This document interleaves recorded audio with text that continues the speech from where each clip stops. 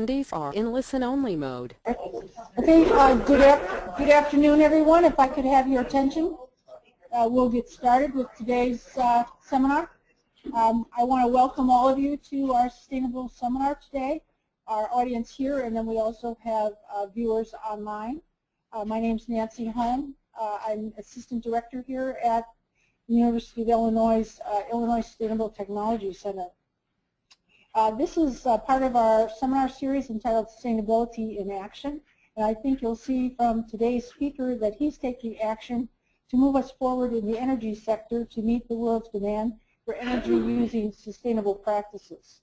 The schedule for the 4 remaining seminars is available on the side table here or can be viewed online on our ISTC website. I also wanted to make you aware that we have a special sustainability event next Monday night for those who are here in Champaign-Urbana.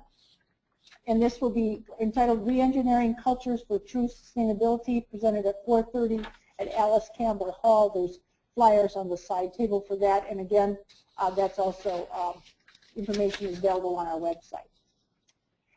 Please silence your cell phones for those who have not done so already. And I'll ask that you hold questions to the end of this presentation today. And then we'll also, for those listening online, if you want to type your questions in, we'll take those at the end also. We're very pleased today to welcome as our speaker Dr. Sam Weaver. He's founder of Proton Power, Incorporated. He received his PhD in metallurgical engineering from the University of Tennessee in Knoxville, and he holds 9 patents in the areas of advanced materials. Throughout his more than 40 years of studying at least 10 companies, Dr. Weaver has focused on impactful technologies. His latest endeavor, however, could be one of his most significant to date. It can address the world's energy needs, particularly in developing nations, while also raising the standard of living. He will discuss his technology in his presentation today entitled Powering a Clean Tomorrow, Cheap Hydrogen from Biomass. Please welcome Dr. Weaver.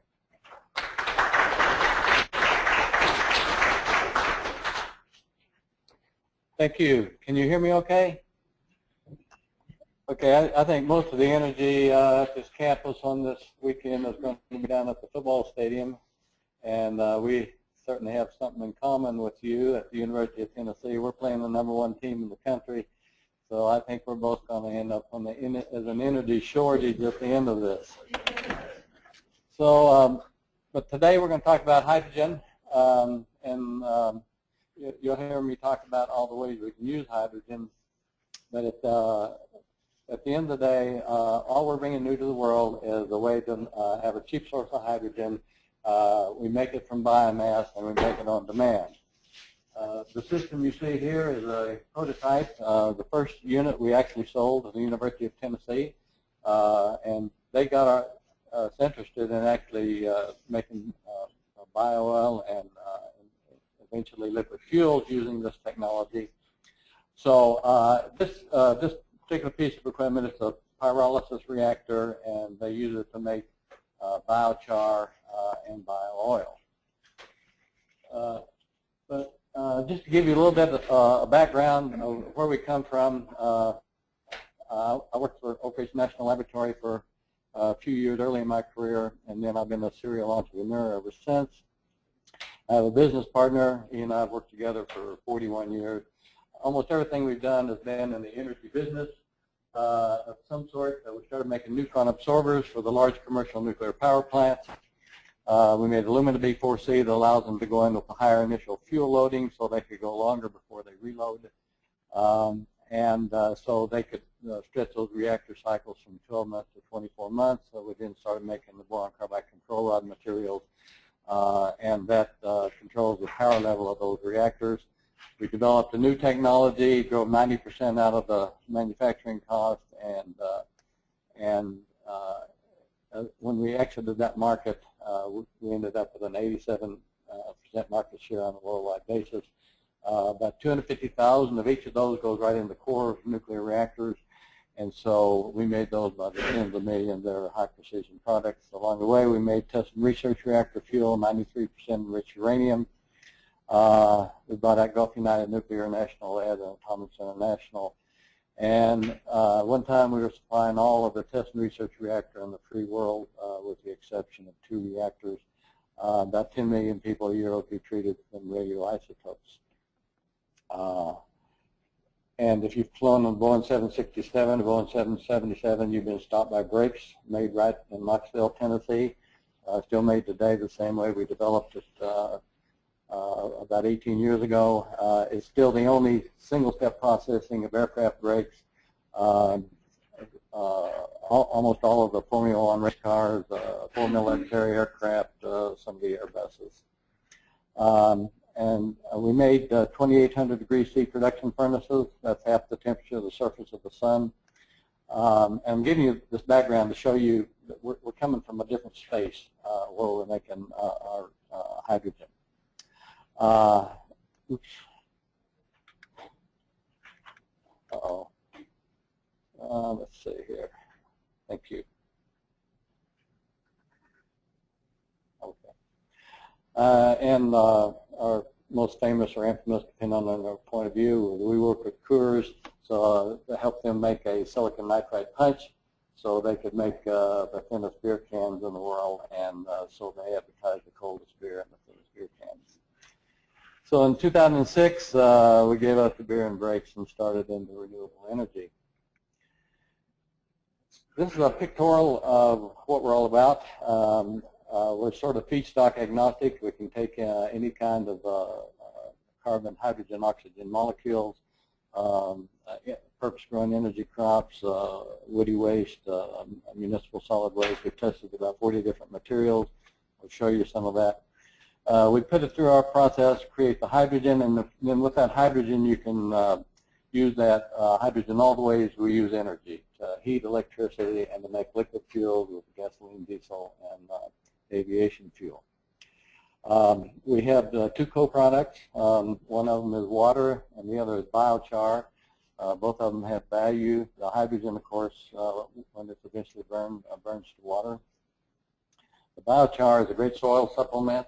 Our particular biochar is particularly good because we process at about 1100 degrees centigrade. So the volatiles are down around 2%, whereas the way it's biochar is typically made at a lower temperature using torrefaction process where they have volatiles. But this biochar should stay in the soil for a very long time period.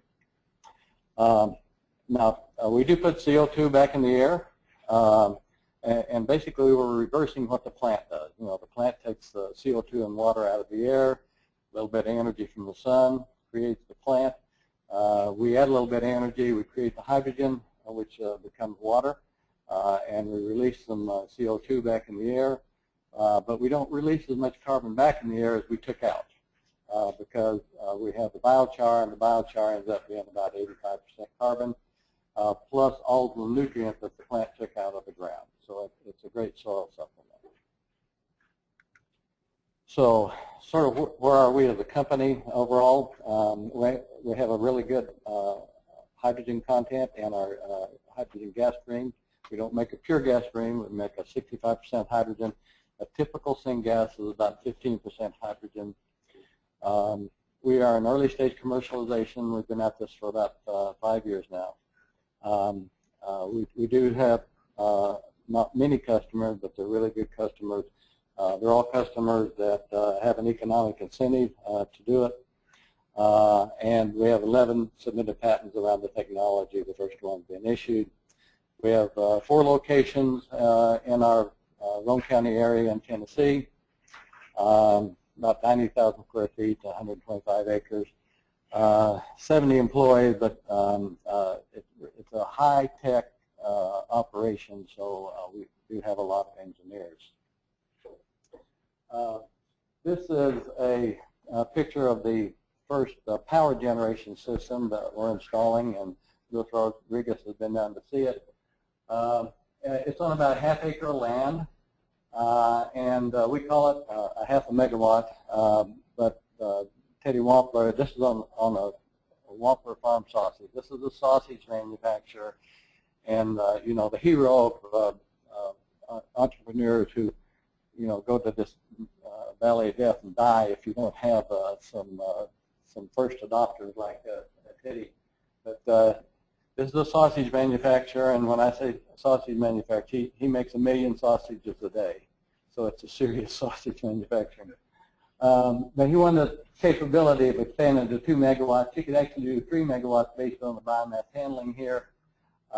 We have 3 Caterpillar gensets that are a little bit over a megawatt in terms of total power. So we've given them a little bit more than they've asked for. I'll just show you a few pictures here. You may not be able to see it. This is where the biomass comes in. That's a sloped wall back there, and we have a drag rake system that drags it up into a trough. It gets augered down into a hammer mill and then up into this biomass storage area, and we can have about 8 hours of storage for the 0.5 megawatt. It then is augered into the plant. This is a picture of some of our CHyP units that in the process of being installed, where we actually does the generation of the hydrogen, and then these are the Caterpillar gensets. We did the first startup on this 2 or 3 weeks ago, and this was the flare. And what we do is we flush the system out, and then we fill the lines with our CHyP, what we call our CHyP gas, cellulose to hydrogen power. And then we flare it for a short period of time, and then we run it through our system. Now, of course, if this is pure hydrogen, you couldn't see that flame, because hydrogen burns clean. But we do have CO and CO2 in there, and that gives it its color. And then I want to, on the next one, if I can here, I'm going to show you the startup. Just give you a little bit of our excitement here. I don't know if I can do this with this thing or not. Can you, yeah, there you go. Can you start it up? There you go. That's my business partner you're going to hear with the noise. Okay.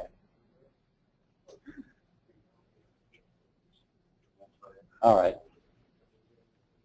So you missed this excitement. It was exciting to us because that was the startup of our first commercial unit. So what are the general advantages? Well, according to the Energy Information Agency, if we can get feedstock costs less than $40 a bone dry metric ton, we are now the low-cost supplier of electricity. That's cheaper than combined cycle natural gas. And it's not that we've improved our technology that much in this short time period. It's that the EPA is moving everybody else up. They've had a couple of bumps in their requirement. The other thing is that it eliminates the need for a hydrogen distribution system and eliminates the need for a hydrogen storage system. Those are the 3 big issues relative to having a hydrogen economy. And the American Hydrogen Association says it will take between now and 2050 and $50 billion to solve those problems. We weren't smart enough to solve 2 and 3, so we just eliminated it by making it hydrogen on demand. So the other thing that's really important is the systems are scalable to suit the application. You don't have to have a 100 megawatt system to make it economical. And the reason that's important is for total economic and energy efficiency, you don't want to have to bring your biomass in from a long ways away. You want it to be relatively close, preferably within a 50-mile radius, unless you have something like a rail spur to pull it in off of the rails. So in principle, you can do this all the way from home use to multi-megawatt. The problem is when you get down to home use, they don't make generators that are efficient enough. Once you get below about 100 kilowatts, then people are buying generators just for backup, and they're not particularly efficient. Cellulose fuel is renewable. The byproduct is water. Lewis wanted me to mention to you that, now I'm not expecting this to happen, but this is just kind of symbolic. If the U.S. used our technology for all their energy, we would create 3 times as much water as the U.S. uses. And the reason is, what happened, the plant took the CO2 and water out of the air. And so when you put this back in the air, to put that water back in, you get a half a ton of water out for every ton of biomass. Half a ton of water for every ton of biomass. It's a huge opportunity for some places that need it. Much of the fuel can be waste product, and we worked with a lot of different waste products. The process is carbon negative, and I've said before, we can use this hydrogen all the ways we use energy: heat, electricity, and liquid fuel. So a little bit about the gas stream itself. With the 65% hydrogen gas stream, we're at about 5 times the hydrogen content of most syngases. The reason is most syngas systems are what they call controlled combustion, so they end up consuming a lot of the hydrogen in the process of generating their heat. As a consequence, we end up with about a 50% higher energy content than a typical syngas. Our chief competitor in the area, at least the one with the most publicity, NextEra, they advertise theirs as 105. We also have doing experiments with these things over the last 5 years. We've learned that we can control this gas stream. We can actually reduce the hydrogen content, increase the CO content. It generates a little methane when we do that, and we can get our BTU content up to 400 to 425. The reason that's important is when we put these things right into a natural gas generator. And when you put it in the natural gas generator, because they're designed for 1,000 BTU per cubic foot, sorry, I'm not metric, guys. I am most of the time, but some of the rest of the world is not metric. And so when you go in with lower energy content, you downrate the power. It doesn't affect the efficiency of the use of it, but you end up downrating the power. So as we get up to 425 BTU per cubic foot, the power down rate is actually less than what the generator manufacturers recommend that you run those generators at. They don't recommend you run them at the max power all the time. So what are the operational advantages? Well, if it's less than 45% moisture, you don't have to dry the feedstock if you're generating hydrogen. You do have to dry it if you're making liquid fuel. We're very flexible to different feedstocks, and you can change the feedstocks on the fly. It is a relatively simple process. It's a one-step, one-stage process for the power generation. We don't produce any waste streams, and that's really important because most syngas systems produce a really ugly tar waste stream. And the reason we don't is we take our gas stream as it comes out, we run it back through the incoming biomass. And what happens when we do that is we pull out any tars, any particulate, any moisture that's in there, and we recover some of the heat that makes the overall operation more efficient.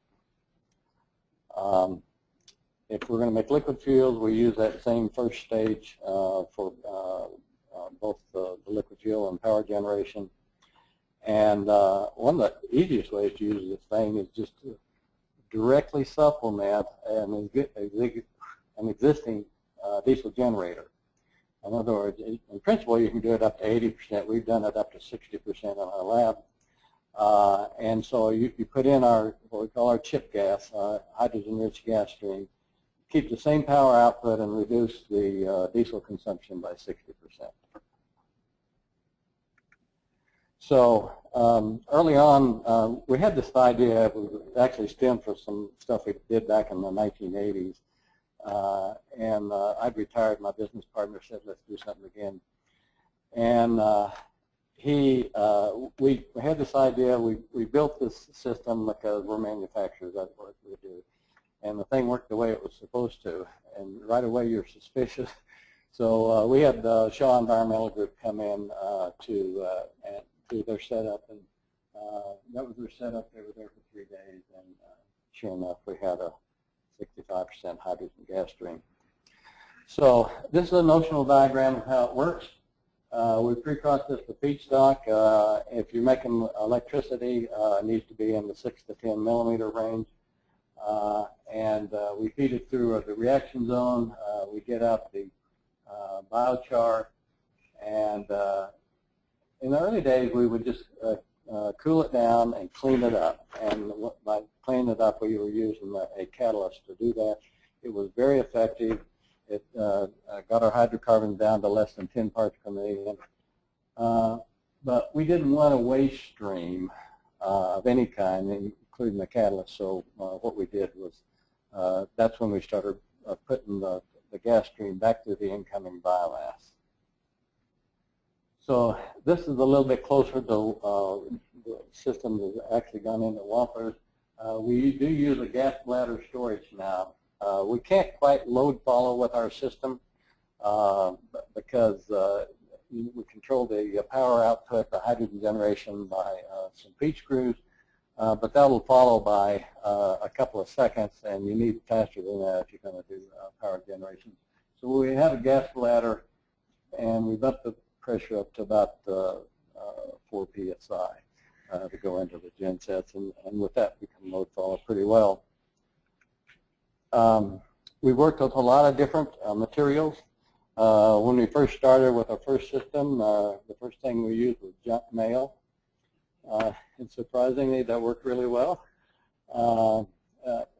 Unfortunately, it's not a good long-term stream because actually junk mail has a pretty good value as a recycle material.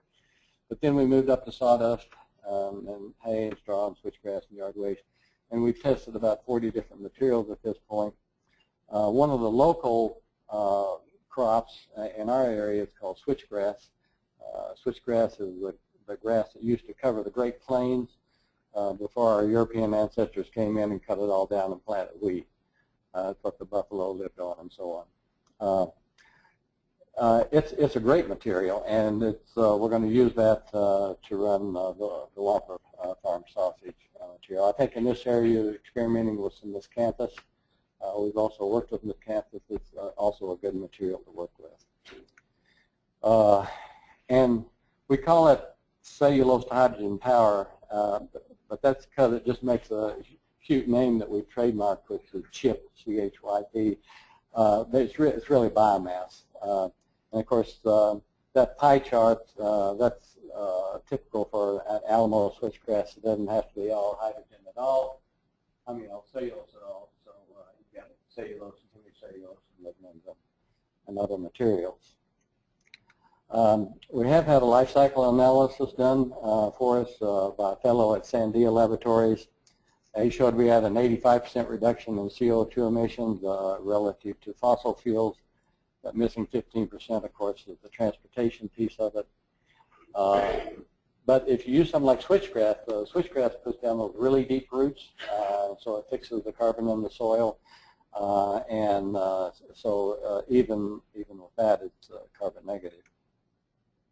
This is a list of all the different materials that we have worked with. And last week I gave a talk to the Railroad Tie Association. Can you believe there's a Railroad Tie Association? And because we've done a lot of work with the railroad ties, and they actually work pretty well. But we work with material from all over the planet because this technology has applications in a lot of different areas. So we're getting into the economics a little bit because if you're going to have a sustainable future, it's got to be economical. You can do a little bit of stuff and pay a higher price, but if it's going to be long term, it's going to be economical. And the best of all worlds is to have it cheaper than fossil fuels, and that's sort of where we are with this technology. If you're making electricity, this is the cost of electricity as a function of the different feedstock materials. And oops, this, of course, is our junk mail. And actually, it's pretty expensive because it has a high price of the feedstock. Not for us in the home, but for the guys who are recycling. If you're working with an agricultural waste like switchgrass or MSW or something like that, you can get your cost down pretty low. The operation, maintenance, and write down of the equipment is about 4 cents a kilowatt hour, and the rest of it's cost of the feedstock. And the way to think about it, every $15 a bone dry metric ton translates into an additional cent a kilowatt hour.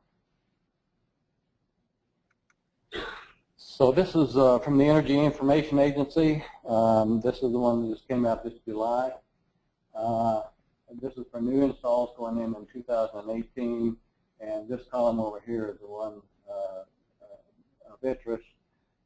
If we have feedstock at $40 a bone dry metric ton, we're down here at about 59 now a megawatt hour, 5.9 cents a kilowatt hour. Advanced combined cycle natural gas is the next cheapest.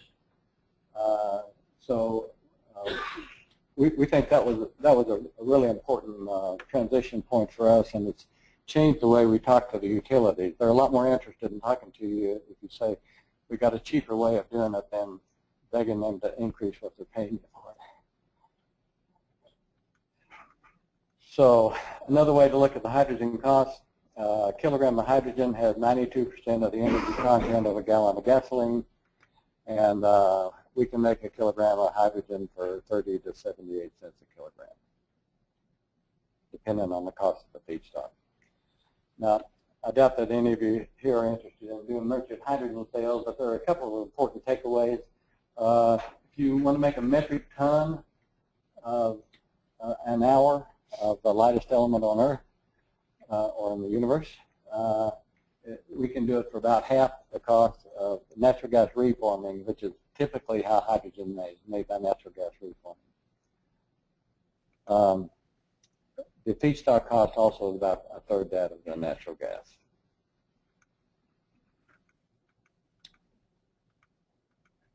So in addition to good economics, the other thing that was really important to us is we have a good energy payback ratio. We did not want to be in another corn ethanol issue where you only get maybe 30% more energy out than you put in. No matter how happy my farmer brother-in-law is with the corn ethanol thing. But all of these are out of the literature except the red bars. The lower red bar is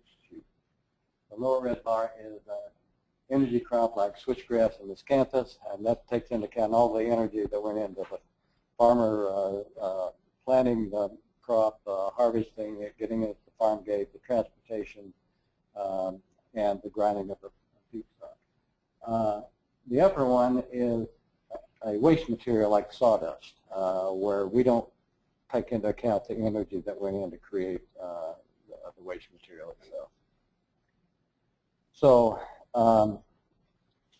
see, another way to look at this, the energy efficiency standpoint, it takes about 1.5 kilowatt hours of heat to generate a kilogram of hydrogen using our process.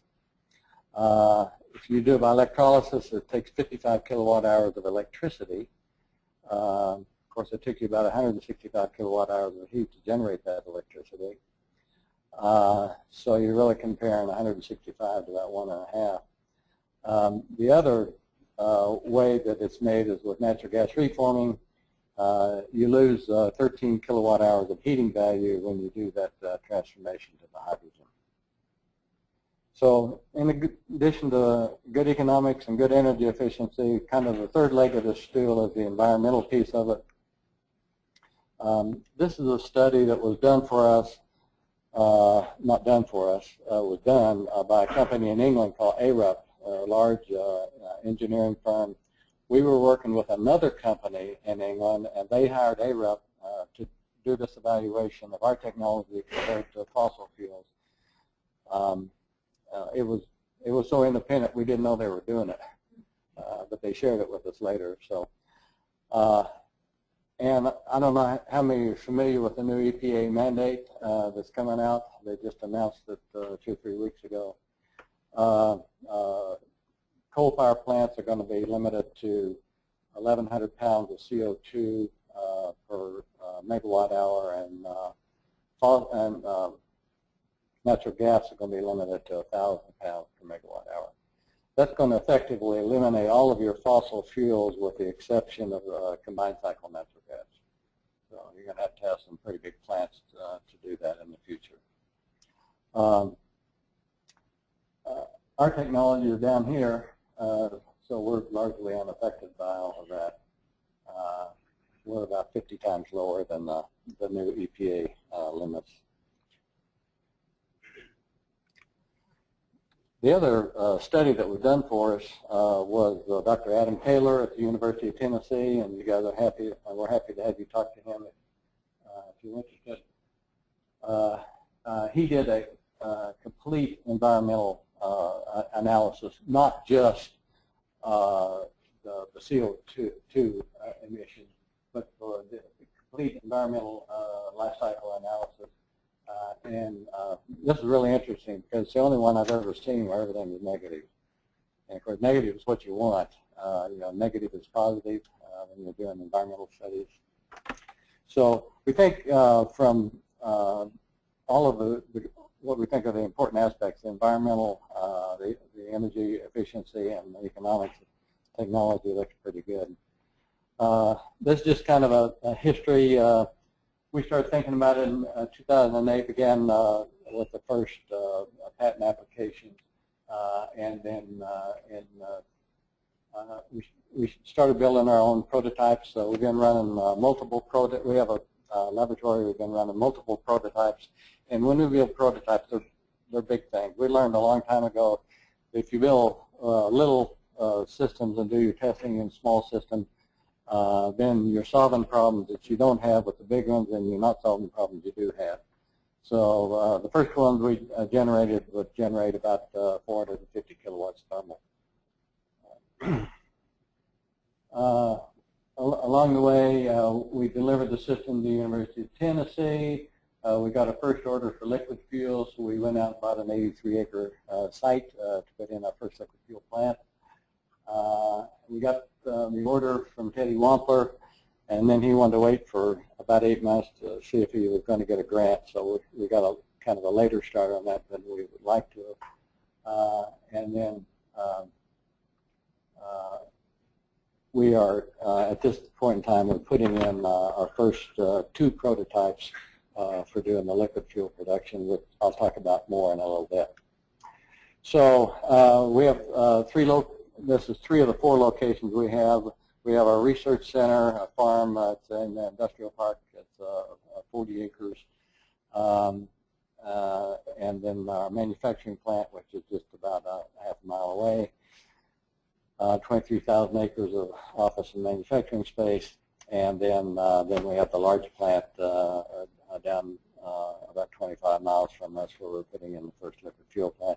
We have a smaller plant, about 5,000 square feet in between, where we do the biomass processing. This is just a look inside of our manufacturing facility. It's machining and welding. We are now a ASME code qualified shop as of last week. So that means we can make pressure vessels and so on. If we want to expand, we have capability expanding on this 26 acre site out of the 40. We could put another 7 buildings on that. Just to show you that this is a serious effort, this is the manufacturing, this is the engineering team that we have. And so it's a really serious engineering effort. We just added an architect last week, which is not on here yet. The group down at the bottom is a sister company in Boulder, Colorado, where they're doing research on Stirling engine. They've now developed the most efficient Stirling engine in history. And waste heat recovery is where this is going to be important. And eventually what we're going to do is we're going to put some of those Stirling engines on the back of our natural gas generators to bump the overall efficiency of the generators. And you can do that at a cost that doesn't increase the cost per watt of the install, but it reduces the feedstock cost, which is the primary cost for your customer. This is a sort of a pictorial of the range of things that we have looked at and quoted to people. Half a megawatt is what we're doing here.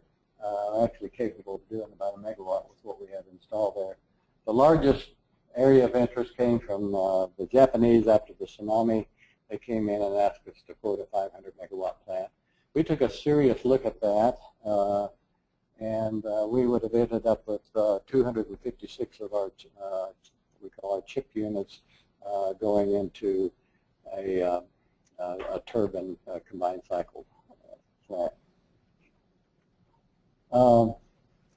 This is sort of what you can do with all of the applications. You can supplement a diesel genset directly. As I mentioned before, we've done up to 60%. We've been running natural gas generators now for almost 5 years, and we just feed our gas stream right into the natural gas generators. You don't have to make any changes whatsoever. We do have a valve in between that makes sure that we have the right fuel to oxygen ratio. We've worked with demolition and construction wood waste. In that case, of course, that demolition construction wood waste has got pressure treated wood in it, and so it's got toxic materials in it. And so what happens is after we run it through our unit, we sent the biochar off to be analyzed to an independent lab in Nashville. They did a T-clip analysis on it, and what they showed was that indeed we had 6 toxic materials in that biochar, but only one of those 6 was leachable, and it was 200 times lower than the EPA limit. So from the landfill owner's standpoint, at least for this piece of it, he reduces what goes in his landfill by 96%, so it can stretch that landfill by 25 times. And what he puts in the landfill is not worried about leaching into the groundwater, and he has a new revenue stream, which is the power generation. We're doing work with liquid fuel. We're going to put an install in the Blue Lake Ranchera in California, teaming up with the Ballard fuel cell. It's interesting because everything's quiet. You don't have the loud engines running. Maintenance cycles are long, but the front-end cost is high. I think long-term it's probably not an economical model. And because they have to clean up our gas stream, the overall efficiency is, instead of being 46%, it's down around 37% because there's a lot of energy that goes into cleaning up the gas stream. And as a downside to fuel cells in general, they get those high efficiencies, but they ignore the energy that goes into creating that hydrogen. And so when you look at the full life cycle analysis of the fuel cells, they don't look any better than any other internal combustion engine. And we're disappointed in that because we thought that was going to be a sweet spot for us. And of course, using our cheap hydrogen to make liquid fuels. And the other thing is I bought a little dual fuel car, and we're going to run it off of our CHyP gas because it already runs off of natural gas. But I won't let my engineers touch it until we finish the Wampler install. So we do have competitors that are out there, and it's hard to get a big handle on them. There's a couple we know pretty well, Community Power and NextEra. Community Power is a small system in Golden, Colorado, and NextEra, they're kind of the big dogs out there. We love them because they're plowing the ground really well for us. They're selling systems about twice our price. This is just a comparison between ours, which is about the size of two of these tables put together here compared to the Community Power one. I get asked a lot about, aren't you worried about natural gas? Natural gas, unfortunately, is depleting. The deep shale wells, we got a lot of it. It's depleting about twice the rate that they had expected. So you get about 95% of all you're going to get out of those deep shale wells in about 4 years. And then I happened to look at a couple of our customers' bills, and so I started asking myself, how cheap is the natural gas? And so what you find is it's cheap compared to other energy, cheap compared to oil, which is tripled in price. But it's not cheap compared to, say, the natural price increases that we see. Okay, to talk about a little bit about what we call our green diesel. It's renewable diesel, synthetic diesel. We take one of our chip units and create hydrogen. We take a second chip unit and we create the fast pyrolysis oil. And then because we have our own hydrogen source, we can do everything from biomass. Everybody else that's doing this still uses fossil natural gas for the hydrogen source ultimately. So we create the fast pyrolysis oil, we hit it with our hot hydrogen, and then we do the hydrotreating and hydrocracking while it's still at temperature, and then we do the distillation of the cool down. So single-step process throughout the system. This is, once again, the system we got us interested in this at the University of Tennessee. This is where we're making them the fast pyrolysis oil the way everybody else does. You make it and then you cool it. We're looking at each of the steps. This is about 20 kgs of biomass going in. We can get about a 65% yield by weight, by oil coming out, biomass going in. That's not the final product, of course, because that still has water in it and it still has oxygen in the molecules. But at the end of the day, the molecules that we make are going to be the same molecules that's in the fossil fuel. It won't have the oxygen in it. It won't be like biodiesel, which is a different molecule. Oops. Uh-oh, what did I do?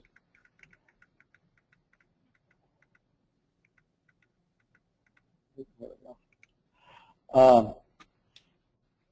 Okay, I want to make sure I don't run out of time here.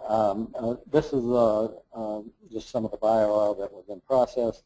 This is hydrotreated bio oil. This is some distilled product. On the left is diesel, aviation fuel, gasoline. This just illustrates the difference between what goes on in petroleum diesel and what goes on in this synthetic fuel. Petroleum diesel, as it comes out of the ground, already has the energy content that you want to end up with. They're just cleaning it up and maybe changing some of the molecules. In our case, we're starting with 6,000 to 9,000 BTU pound, and we're concentrating that energy up to about 18,000 BTU per pound. This is what a 50,000 liter a day plant, 4.8 million gallon a year plant would look like. It has about 2.5 acres of land. This is some of the economics. That at the end of the day, that's what's important. You're talking about if you're paying $60 a bone dry metric ton for your feedstock, you're going to end up with a cost of about $1.70 a gallon. And the way that relates to the feedstock, every dollar per bone dry metric ton correlates to about a penny a gallon. So I was going to go through some of the stuff we've done in the past, but I'm going to skip over that just to show you some of the philosophy behind this. I mean, what's the point of all this that we're doing this? I don't know how many of you have seen this, but this is a relationship of wealth to energy availability, gross domestic product per capita, energy per capita. And the interesting thing about the U.S. number, it's sort of up there on the chart, but it's been flat since 1974. Even though we've got houses that are twice the size, and cars that are twice the size, and all kinds of electronic gadgets, they've all been offset by increase in efficiency. And what that means is you can probably put a cap on what the energy demand on the world is going to be based on the population. And, of course, a lot of the world would like to have what we have. One response is, well, we got it and you can't have it. That doesn't seem to be holding up so well. That's the world mean. The real problem is down here. The median income on the planet is $850 a year. And the reason is, fundamentally, they don't have access to energy. So what if you were to do something about that? What would it look like? Well, the world uses currently about 15 terawatts continuous energy consumption. if the world had what we have, it would be 84 terawatts. One way you can think about getting there is to add 2 terawatts a year. And after 60 years, you now match the population what the energy consumption means. The other thing it means is, as big as Exxon and Shale and those companies are, they're only supplying 20% of what the world needs. My mental image for 2 terawatts a year is 6 large 1,000 megawatt electric nuclear plants coming online every day forever. That's how big the problem is. And the only way I know of to get there is with biomass. You can get there with biomass. The way to think about it mechanically is everybody drives around on a 100 kilowatt engine car. You wouldn't do it this way, but they make 78 million of those a year now. 20 million a year is your 2 terawatts. And they increased by that amount from 2001 to 2010. So it's not a stretch to think we can get there mechanically. What would it look like if you did that? Well, $5,000 billion worth of new installs a year, 50 million manufacturing jobs, 10 million new support jobs each year. So we like it because we think it's a good business opportunity. What is the future of energy? Well, everybody has their opinion. 100 years is probably going to be about the end of the fossil fuels. It's not going to affect me so much as it is a lot of people in this room. Nuclear can do a little bit, but there's some restrictions on that in terms of where you can locate it and so on. If you're going to have a sustainable, renewable future that we have to go to at some point, biomass has to be part of it because the wind and solar are discontinuous. So I've got a couple more slides, but I think I'm going to stop here and wait for questions.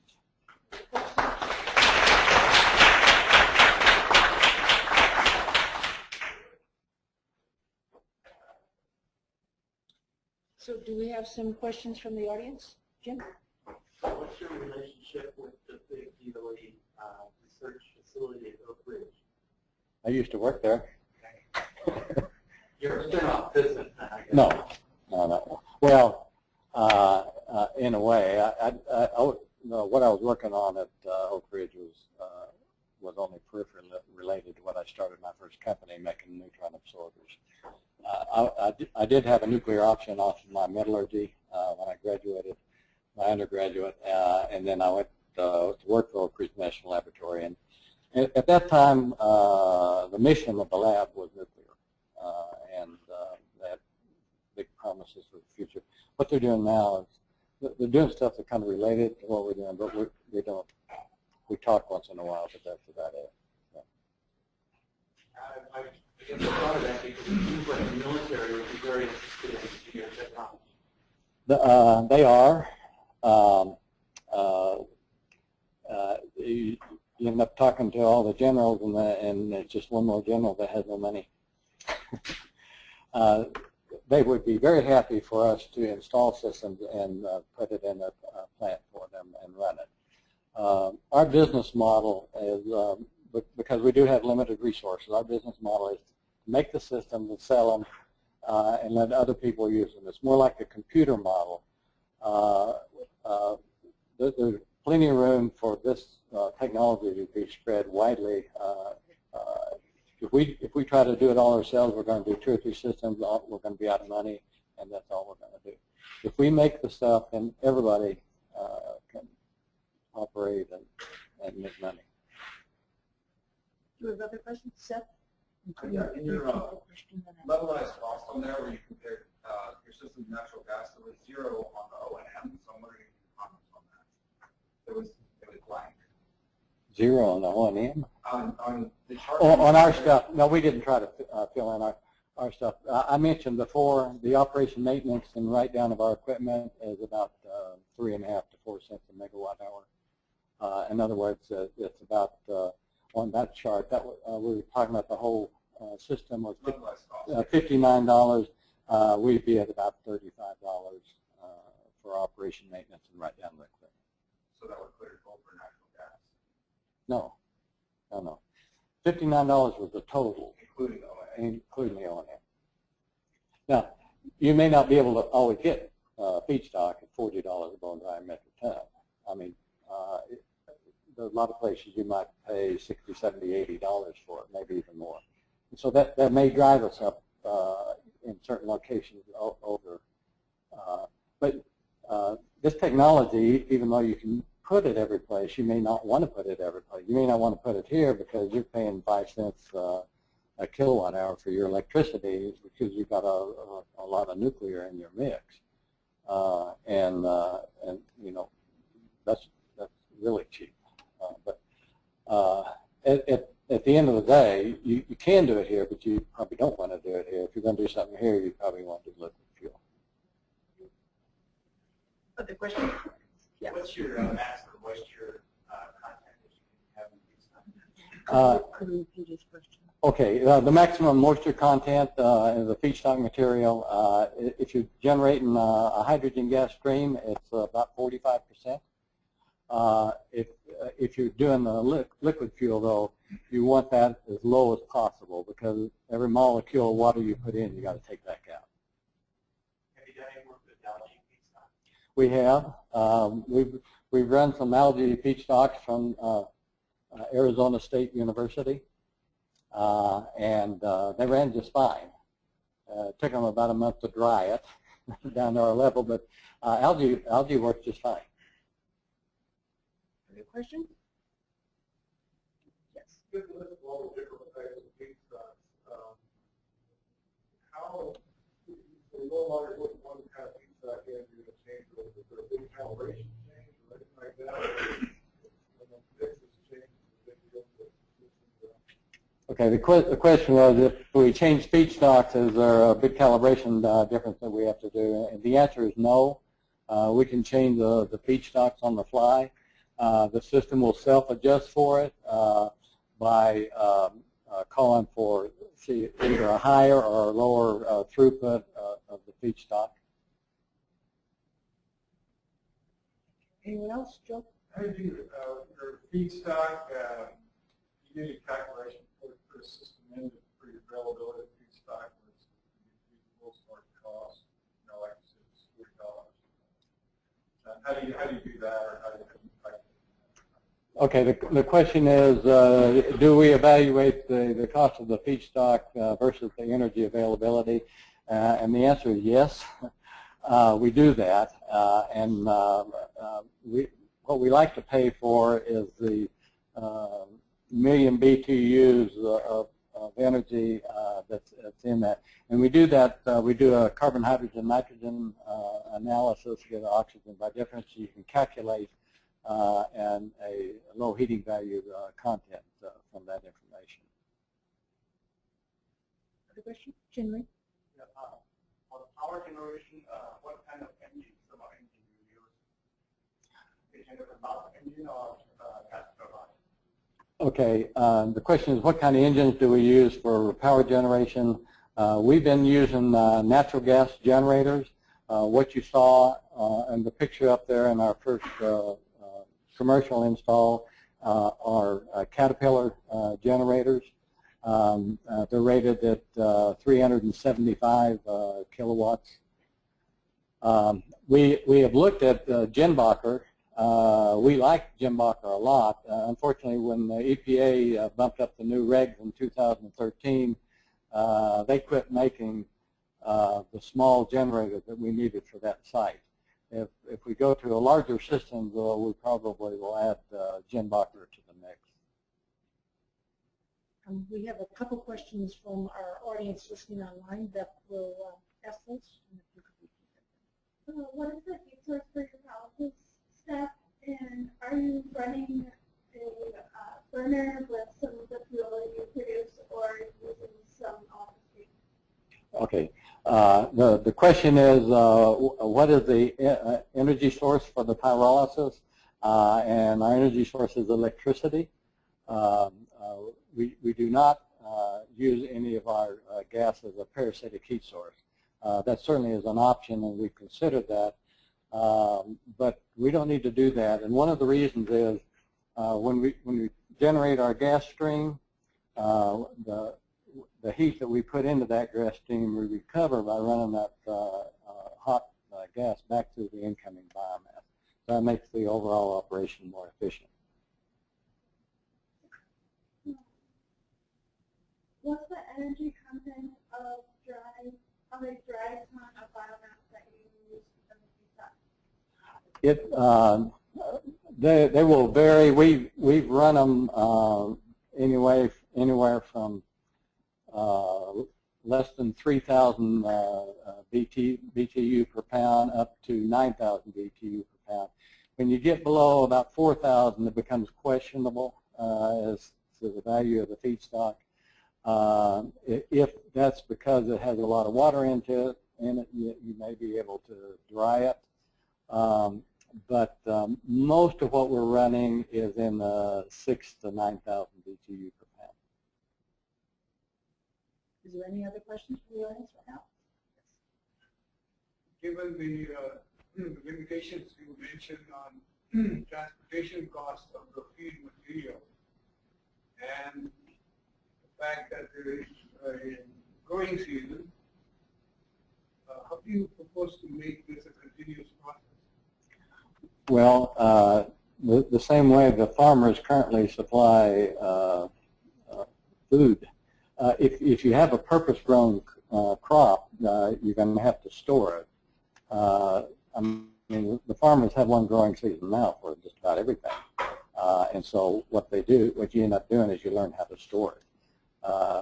I could have put some pictures up of our site down in Rockwood, and we have 2,000 tons of switchgrass, quite a site. But a lot of the material can be feedstock, like sawdust, for instance. One of our biggest orders is from one of the largest lumber mills in the world. They have a continuous supply of that sawdust, and so they're going to use it to make liquid fuel. And so for them, they generate enough sawdust to make 60 million gallons a year of liquid fuel. So biomass, the biomass piece of it, though, is a very important piece. You have to be very cognizant of it. But because we are so flexible on the feedstock, you can get it from a lot of different places. For instance, in our area, we may want to use switchgrass and yard waste as the primary, and we may want to fill in with railroad ties, which we can get because we're on a rail. So it's one of the big advantages. Okay. Jim, did you have? We spent a lot of time talking about that this morning. Food waste is a prime target for us, and we have a lot of requests for that, what they call MSW, or municipal solid waste. The problem with municipal solid waste is how do you prepare that front-end material, that MSW, for what we call RDF, refuse-derived fuel, so that it's available to go into our system. We run a lot of it, and we worked with another company in Tennessee called Waste Away, and they take all the garbage in. They take out everything that's recyclable, and then they put through an automatic autoclave what's left, and it comes out as a material that is fantastic, perfect for feeding in our system, and it runs very well, maybe about 5% less than, say, a woody material. But it's expensive, and they use a lot of energy to prepare it. So we're looking for a good solution on that front-end preparation that we can bolt onto ours. So, I'd like to ask a question about it. Well, first I want to say, thank you for coming on. I'm visiting with us. So, the question is, at Wampler, at what level are you now on power? And second, how many tons a day or a month are you processing to get it going? Okay. It will be about 10 tons a day, to run that plant at a half a megawatt. We have run everything. It's a startup, so we're working some bugs out of the system, but they generated up, I think, as high as 200 megawatts. I mean, not kilowatts. So. Okay. I think we'll thank Dr. Weaver right now, Okay. and then anyone else can come up and ask questions afterwards. So thank you very much.